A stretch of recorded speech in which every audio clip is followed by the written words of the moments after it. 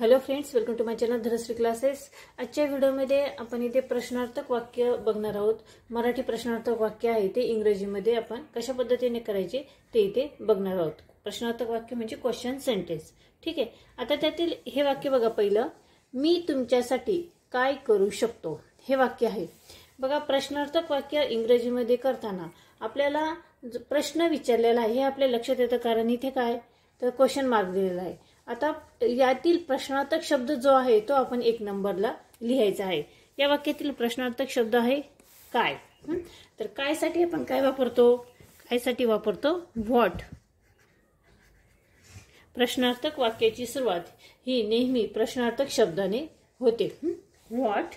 त्यानंतर पुढे म्हटलेलं आहे की मी तुमच्यासाठी काय करू शकतो।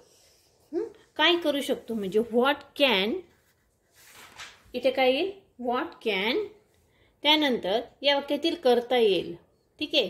करता काय आहे मी साठी आपण लिहिणार आहोत आय, व्हॉट कॅन आय।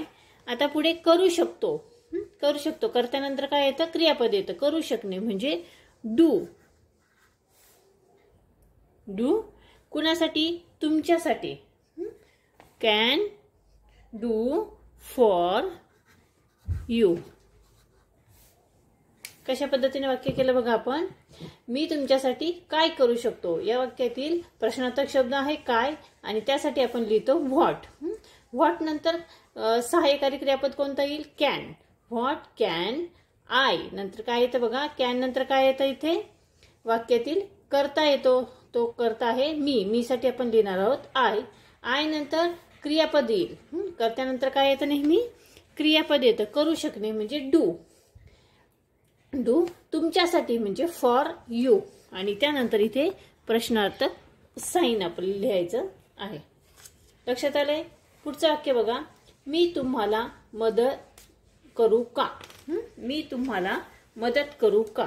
आता या वाक्यातील प्रश्नार्थक शब्द जो आहे तो आहे मी तुम्हाला मदत करू का असं विचारलेलं आहे। तर या वाक्याची जी सुरुवात आहे, प्रश्नार्थक वाक्याची सुरुवात आपण कशी लिहिणार आहोत मे। त्यानंतर काय येईल करता येईल आय, मे आय। त्यानंतर यातील मदत करणे हे काय झालं क्रियापद झाले, क्रियापद काय मदत करू का म्हणजे हेल्प, मदत करणे म्हणजे हेल्प। मे आय हेल्प तुम्हाला म्हणजे यू आणि क्वेश्चन मार्क। पुढचं वाक्य बघा, तुम्हाला वाटतं का तुम्ही हे करू शकता। तुम्हाला वाटतं का। आता बघा या वाक्यातील तुम्हाला वाटतं का, तर या प्रश्नार्थक वाक्याची सुरुवात जी आहे ती आपण सहाय्यकारी क्रियापदाने करणार आहोत। म्हणजे बघा do you think, do you think. पुढे काय आहे मी हे करू शकतो, म्हणजे मी साठी काय येईल तुम्ही हे करू शकता, सॉरी तुम्हाला वाटतं का तुम्ही हे करू शकता। तुम्ही हे करू शकता म्हणजे तुम्ही म्हणजे यू आणि करू शकते म्हणजे कॅन। तुम्हाला वाटतं का की तुम्ही हे करू शकता, यू कॅन आणि त्यानंतर आपल्याला क्वेश्चन मार्क द्यायचं आहे। पुढचं वाक्य आहे बघा, हे खरं आहे का। हे खरं आहे का।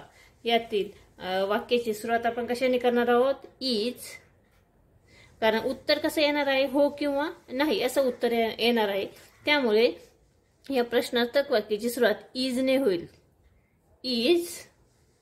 त्यानंतर हे म्हणजे काय it, is it true, true म्हणजे खरं, दॅट आणि question mark, is it true that. आणि शेवटचं वाक्य आहे बघा, तुम्ही मला काय सल्ला द्याल।